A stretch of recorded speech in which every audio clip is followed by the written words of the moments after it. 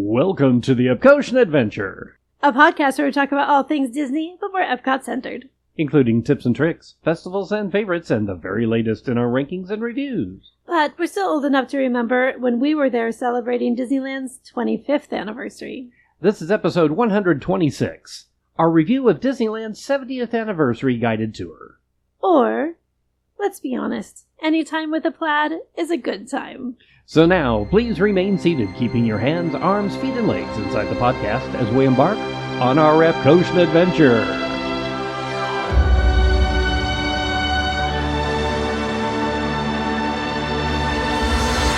We call it Epcot.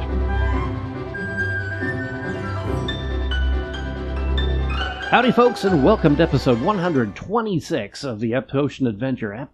126. That's a lot. That's a lot. I'm Rod. And I'm Sue. And we're just amazed today that we're at 126 episodes. We passed right over 125 like it was nothing. Now I know. We're at 126. I'm proud of us.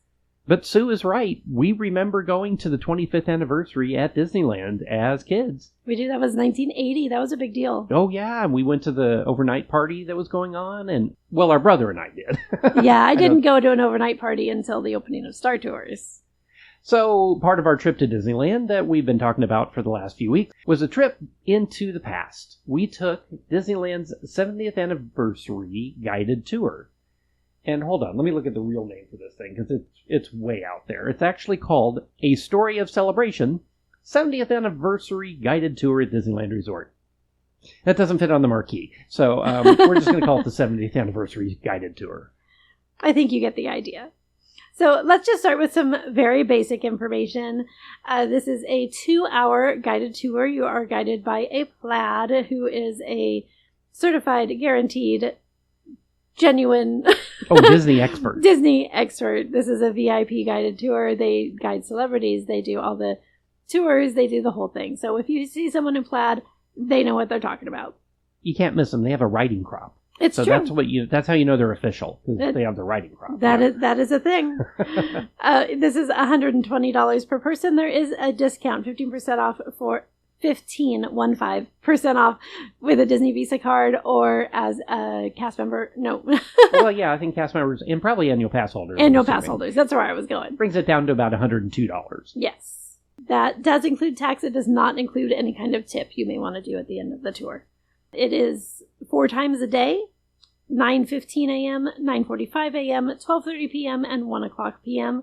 So they are early-ish in your day, so you are going to have all evening to do all of the fun stuff. If you decide to take 2 hours out of your day for the tour, you're still going to have plenty of park time. We do want to mention that you do have to have a valid theme park admission for the day. We kind of left that information out last time we talked about doing Keys to the Kingdom. We did, didn't we? Yeah, we were like, this is a great use of your time. It's a great use of your money. And we kind of forgot to mention, anytime you do a tour that is inside a park, you have to have a valid admission for that park. And with Disneyland, this also includes currently a theme park reservation. That is not at Walt Disney World, but it is still at Disneyland. So just make sure that you have all your ducks in a row when you buy the ticket. And that is constantly in flux right now. So that is as of today. You do have to have a reservation. So yeah, make sure that you've got that covered as well. This is a walking tour. So there is quite a bit of walking. You are going to be walking for almost the entire 2 hours. If that's something that you are unable to do or unwilling to do, just keep that in mind, that is part of the tour. There's very little time to sit or rest. But again, it's only 2 hours. Yeah, I think we crisscrossed the park twice. So we did do a whole lot of walking in 2 hours. We did. We do want to mention there is a midway intermission. That's probably not what they call it. That's my theater background coming out. It's a show. So yeah, it's there we go. Yeah. We'll call the cast it that, members, yeah. So about halfway through, you will get about a 15-minute bathroom break. Please be mindful of that time frame. They'll just tell you, your tour guide will tell you where to meet back. Be mindful of that. Don't make them go search for you, please. I did think it was odd, though. The place that we chose that we didn't choose, that the tour guide chose to give us the break, was probably the furthest from any restroom inside the entire park. That was odd. It was so odd. It was over by Mark Twain. And she's like, well, there's some over by Pirates. There's some at the Adventureland entrance. And there's some behind us at Zocalo. Like, couldn't we have taking a break next to the restroom. Yeah, it was very odd, but it actually ended up being a very good spot for us. Yes. Because one of the things on our list for the 70th anniversary is I wanted to try the special 70th anniversary limited edition ube churro. It was a mess. It was a mess. My fingers were purple for the rest of the day. So if you get it, eat it with a napkin. And I mean that sincerely. Please break it into pieces with your napkin. Eat it, guide it to your mouth with your napkin. It is a regular churro. And then it has the ube filling and then an ube frosting. Yeah, it was yummy. And then there is sprinkles. Or Disney. rocks. Very small rocks. Very small rocks. But no gruel, thank heavens. Yeah. Yes. So this was not my favorite. I love Disneyland churros are one of my favorite treats on the entire planet. And I love ube flavored anything. I am so there for the ube trend right now. This was not my thing. I don't know why. Something about, maybe it's just because I was angry that I was such a mess. But it just didn't hit for me.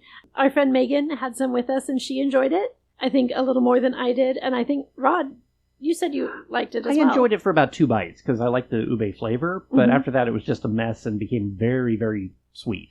Yes. Just way too sweet for my older palate. One of the things I love about ube is that it has that earthiness to it over the sweetness to it. And this was very much not that. It was very much icing that happened to be purple and vaguely ube. So not a hit for me, but I would still recommend trying it because it's limited edition and I can't not recommend something limited edition. But if that's your jam, they are at various churro carts throughout the park.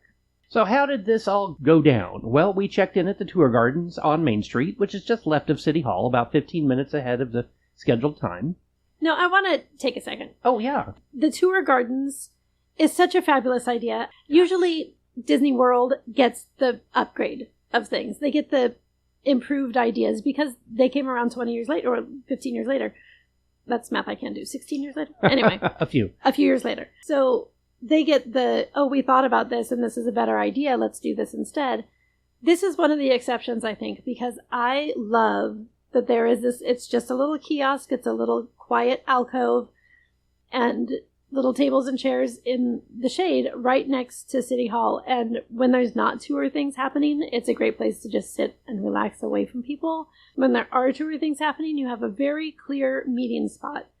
You're going to meet at Tour Gardens. I love this idea, and I wish they had put it in Magic Kingdom. I don't know why they didn't. Yeah, when we did Keys of the Kingdom tour, which we're probably going to compare this to quite a bit as we talk about this, you're inside the Town Square Theater, but it's hard to find. I like Tour Gardens because it says Tour Gardens right above it. Town Square Theater, you have to go in and know where you're going. It was just a little more, I don't know, I like Disneyland's version of it better myself, yeah. But it just feels quieter, more secluded. I just like it's a nice way to start the tour. So we did the check-in. We have a reservation. This is a little different in that it is a reservation that you have on the app or when you print it out. You don't have physical tickets or you don't have like a QR code to scan. What you're going to do is go up to the little booth at the Tour Gardens, show them your reservation or tell them who you are, show them your ID, then they will start checking you in. So just note that when you buy these, it's not going to print out tickets like you see for a lot of tours or a lot of activities around Disneyland and Walt Disney World. And while you're saying that, let me also point out that they do check your IDs. These are non-transferable. You do have to have every person show their ID to check in. So keep that in mind. Yeah, just note that kids of all ages are welcome, but it is a walking tour for 2 hours. So little kids are probably going to be bored out of their skull. Kids under 14 have to be accompanied by somebody that's at least 18 years or older. So the tour takes off, and we try to keep up. We had a very nice tour guide. Again, she was a plaid, so she had been there since the 70s doing this, and tours in City Hall, and so she was very knowledgeable, very friendly, a perfect cast member for this type of a tour. She gave us a hearing device, so basically a headset like you do for the other tours, like we've mentioned for Keys of the Kingdom, Magic Kingdom, a name tag and a lanyard, and that was kind of our officialness for this tour. I thought that meant we were going to go backstage. I did too. Spoilers, we'll talk about that in a little bit.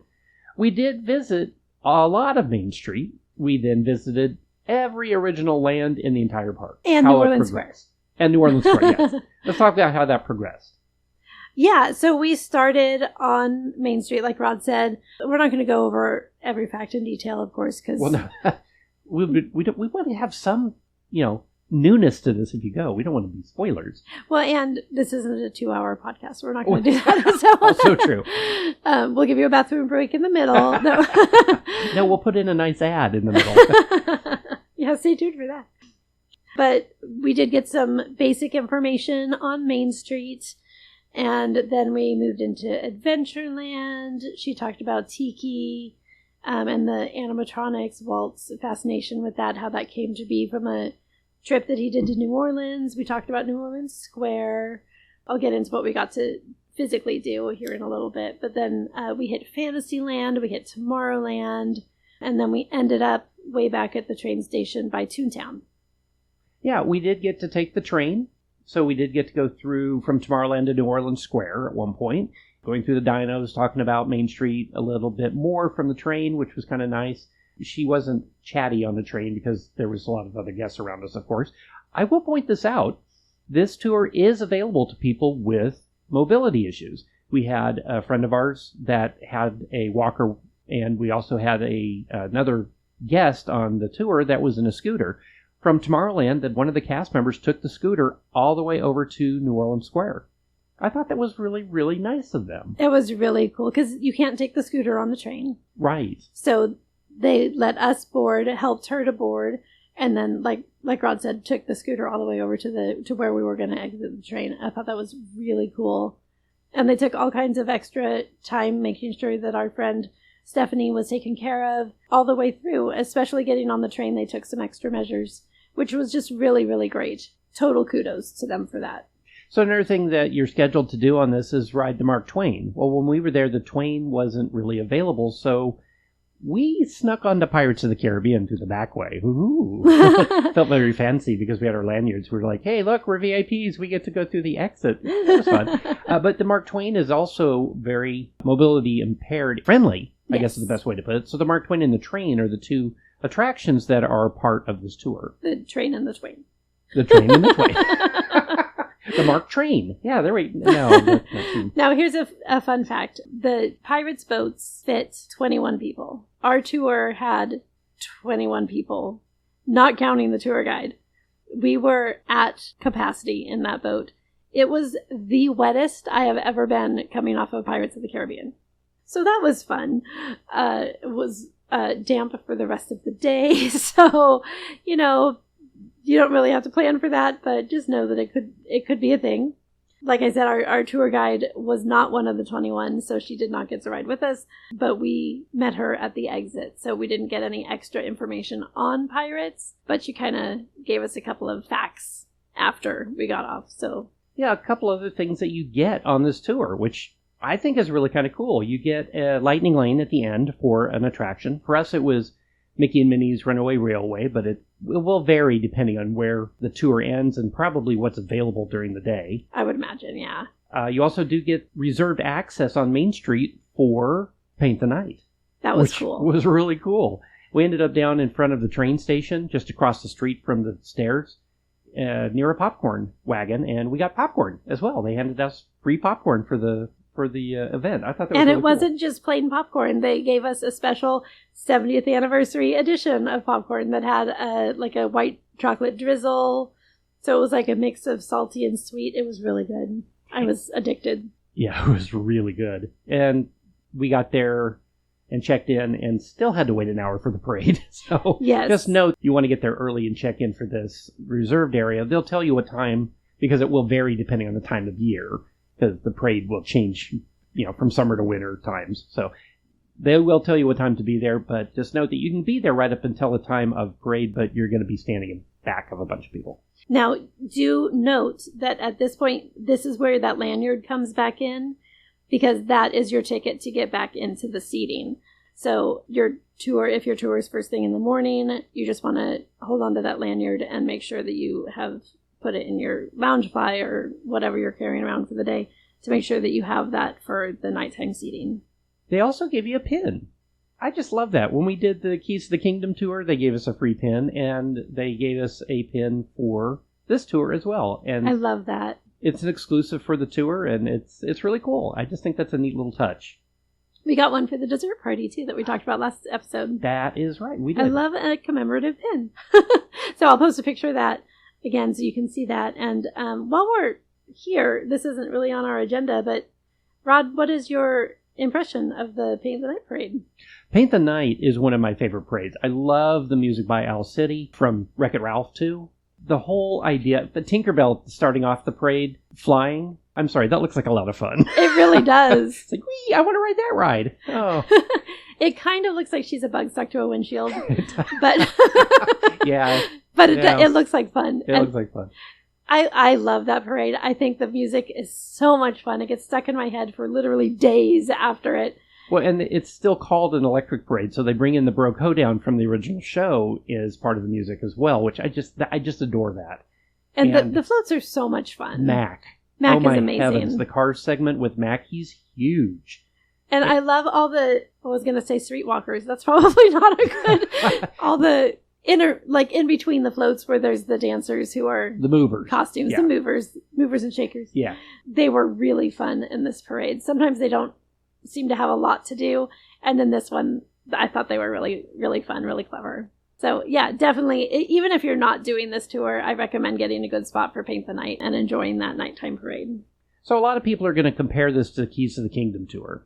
That tour is a little more expensive. It runs $149 over at Magic Kingdom and had a lot more to it. Oh, it was 5 hours and Yeah. included about an hour of that was at lunchtime. So it's twice the length for only about $30 more. Yeah. So Sue, what are your overall impressions of the tour we took? You know, it's a difficult question because for us, we could have led this tour. Oh, easily. We didn't learn new facts. They're great facts. They're great Disney info. If you are a Disney nerd, this is a good time, even if you already know everything. But nothing was new that was presented to us. So, you know, it's hard to form an opinion going into it with that knowledge. So let's look at it from this aspect. We had in our party a cast member, and then we had Sue and I, who are ex-cast members and talk about Disney all the time. And we had somebody with us, Megan, who has not been to Disney that often. So she's a casual visitor, I would say. Yeah, that's a great way to put it. Yeah. And I think this tour really is for the casual visitor. In my opinion, if you've been on Keys to the Kingdom or what was the Marceline tour that we took? Main Street to Marceline? Yeah. No, I'm sorry, Marceline to Main Street. Right. At Magic Kingdom as well. Those tours were full of things that we'd never heard before. This tour was full of a lot of really good, commonly known Disney facts. There was a few things that were said that were like, oh yeah, I kind of forgot about that. But it seems like most everything, if you're a Disney nerd, basically, you're going to go through this tour and go, oh yeah, I knew that. Yeah, yes, that's correct. But that's correct. Things like Walt's window were not talked about up in the apartment. The windows on Main Street weren't really covered a lot. It was because it was only a 2-hour tour. We really did skip over, I think, a lot of missed opportunities. Yes, I felt that like deep in my soul. Like they didn't talk about why the Mark Twain was important to Disney history. That Walt and Lillian did their anniversary on the Mark Twain, and that's why we were going to be writing it. Like it's a big deal. They didn't talk about the railroad spike that marked the center of the park. They didn't talk about the unfinished spire on Disneyland Castle. So many things that went into the making of Disneyland. What makes it unique? What makes it special? What made it Walt's? I felt like those things were missed, and that made me a little bit sad. I found myself whispering to Megan as we went down the street and telling her these things that I wish our tour guide was telling us. I think for me, and I think as we were talking about this, we both said this, we really would have liked to have seen more Walt in this tour. Just Yes. hear about more of how Walt came up with ideas. Now, a lot of it was covered, like Sue mentioned, where he was in New Orleans and saw the mechanical bird and came up with the idea for Tiki Room, and a lot of other more commonly known facts. And so, like The heels sinking into the wet pavement on Main Street, and Like the castle bridge only lowering twice in its history, and those types of things that I feel like even a casual observer. So here's a good Disney question for history you then, knows. Sue. What would you have changed on this? But I would have had more Walt, like we were talking. I wanted it to be about his vision more than we got. Mm-hmm. I wanted there to be more time spent on Main Street covering some of the things that we just talked about. I would have loved to have seen the new show featuring the Walt animatronic. Yes. Oh, We did see that on our own time. So the show is in the Opera House there on Main Street, and it's brand new. You probably heard about it. It's basically Walt Disney as an animatronic. It is on a rotating stage now with Lincoln, which I just find that fascinating, how they were able to do that in that small of a space. So right now, it's just the show about Walt Disney. And I think a lot of people have had some comments about this, about Walt doesn't look great. Well, if you zoom in on his face, no animatronic looks great. It's true. But from the theater, I thought it looked fantastic. I did too. I was also surprised at the length of the show. It was longer. I mean, it's not long. It's like 15 minutes. But it's more than I thought it would be, in that you're starting with like a film and narration about the opening of Disneyland. And then they reveal the Walt animatronic. That did make me tear up a little bit. I didn't full on ugly cry like I thought I might, because I tend to do that when Walt is involved. But I did tear up at the end. So bring a Kleenex if you're like me. But I enjoyed it more than I thought I would. I loved it. I thought it was a really good representation of Walt. It was his own voice. They even say at the beginning of the show, hey, this was recordings from him from the 1960s. So the sound quality is not going to be really great.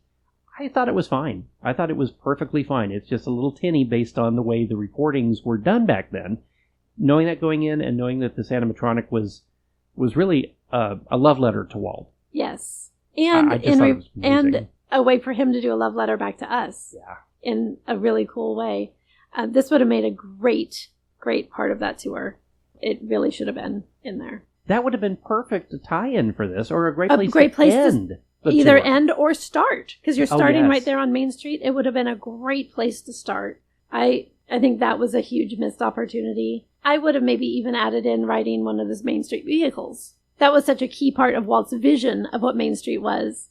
Rod, what would you have added? I think I would have added a quick glimpse backstage. When we did Keys of the Kingdom, you went through the Utilidors.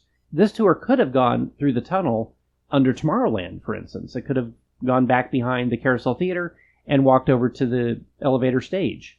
And maybe back from the Thunder Gates through the little tunnel culvert thing they have back there, back to behind Small World. Something to just kind of make it feel a little more special. Like, yes. Oh, we got to see something the general public didn't. There was none of that. That is exactly what was missing. Yes, good call.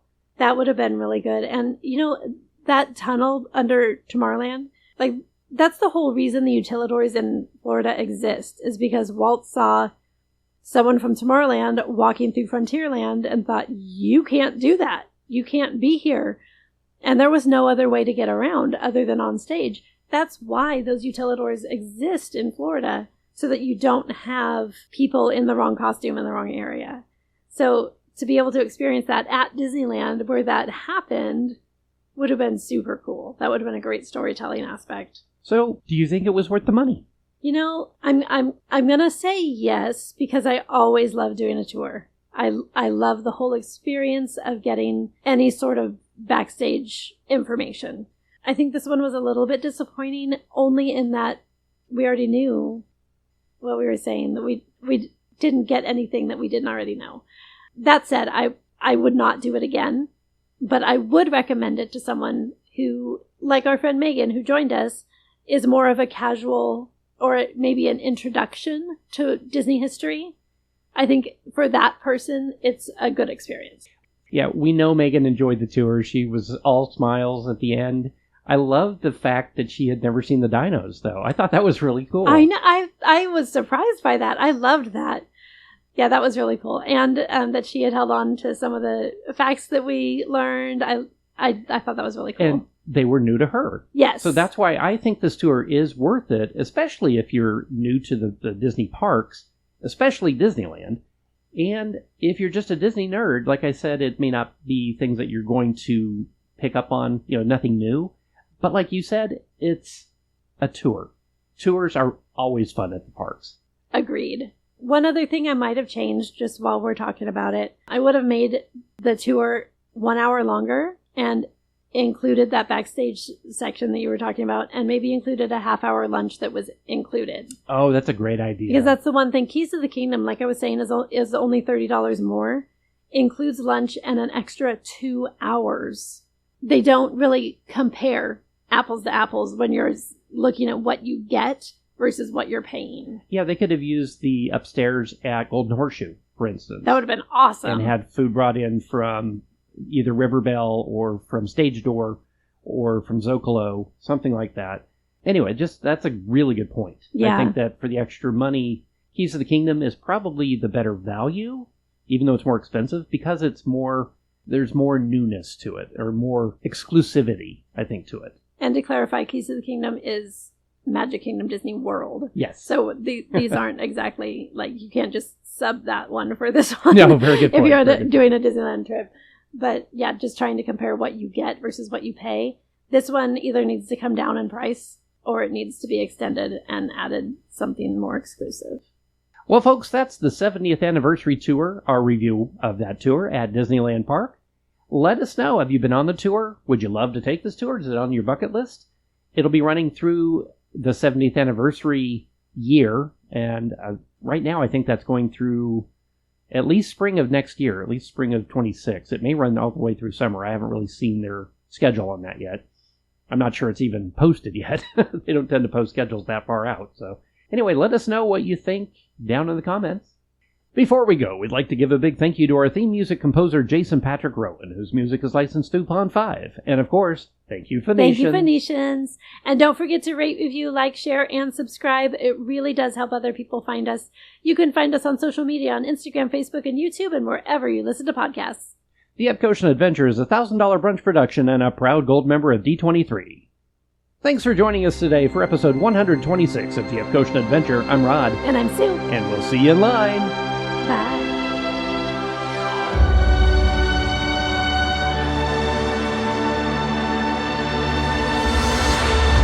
Thank the Phoenicians.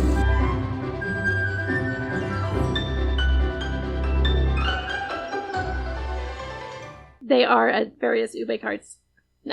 At the ube carts, yes. No. Those famous Disneyland ube carts. Wait, I can do this.